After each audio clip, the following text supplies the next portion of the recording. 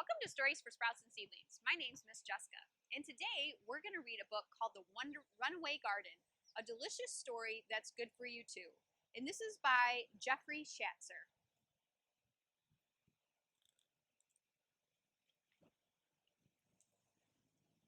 I really hate this job, I yelled and threw a fit. The work's too hard, my fingers hurt, I don't like this one bit. If Grandpa makes me pull more weeds, there's no way that I'll stay. I'll pack a bag of dolls and things and leave this very day. Ooh, she's not very happy. Still mad that night, I took a seat on our squeaky back porch swing. Grandpa sat beside me, but I wouldn't say a thing. He handed me a toothpick as he put one in his mouth. The stars came out, the moon hung low, cradled softly in the south.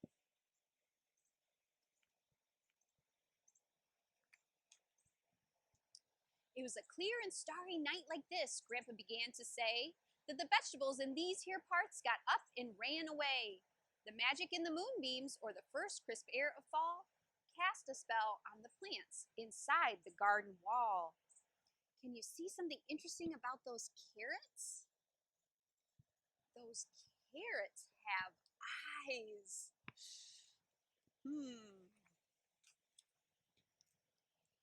When their leaves grew out like arms and roots turned into feet, they popped out from their earthen beds and headed for the street. I'm leaving here without delay, said Rhubarb 2 String Bean. I want to do what I've never done and see what I've never seen. The garden's waking up. Heed my words, came a raspy voice from along the dark rock wall. The squash stepped forward, raised a vine, and tried to warn them all. We know not of the outside world. The garden is our home. It's not safe for garden plants to wander or to roam.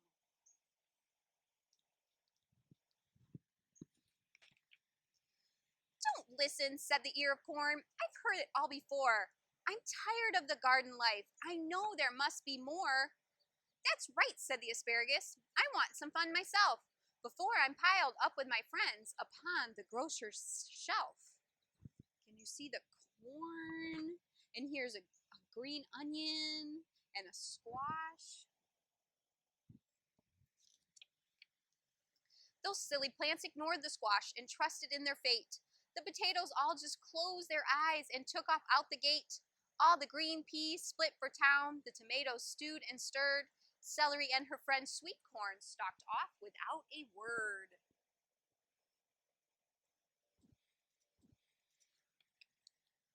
The radishes took off in a bunch with the turnips and the beets. Leaf lettuce started west and cabbage headed east. The peppers were the last to leave and hopped the garden wall without a thought of goodbye squash, without a thought at all. It was quite a sight to see, I heard old Grandpa say, the night that they magically grew their legs and up and ran away. Throughout the countryside that night, the plants ran far and wide. They played games and sang their songs. Some even chose to hide. Look at that pumpkin inside of the tire.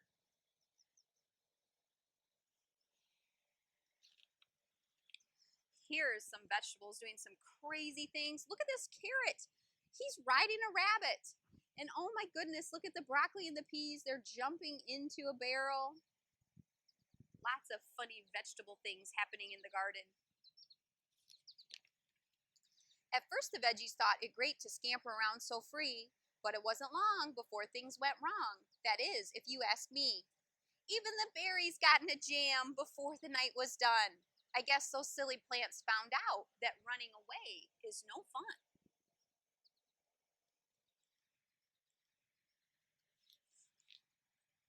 Grandpa swirled the toothpick in his mouth. I wish I had a nickel for every cucumber and beet that got into a pickle. Some pumpkins got themselves squashed flat, and radishes all turned red. Peppers popped, snap peas snapped, and cauliflower lost its head.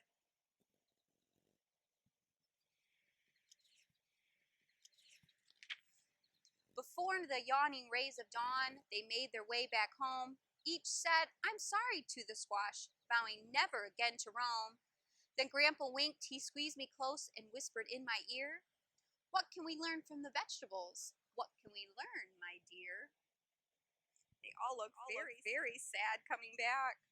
Look at the poor little pea on the stretcher. Oh, he bumped his head. I spun the toothpick in my mouth just like my grandpa did, took his large, worn hand in mine, and this is what I said. We've all got a place to be and special jobs to do, you see. That includes the vegetables, but also you and me.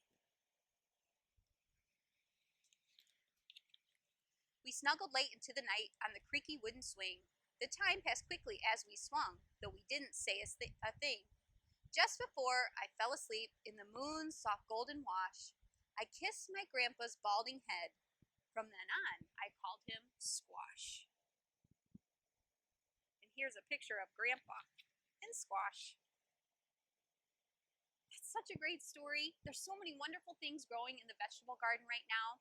If you have a chance to come over to the children's garden, come and check out some of the vegetables that we're growing. And if you want to check out some more activities online, go to 4hgarden.msu.edu. We'll see you next month.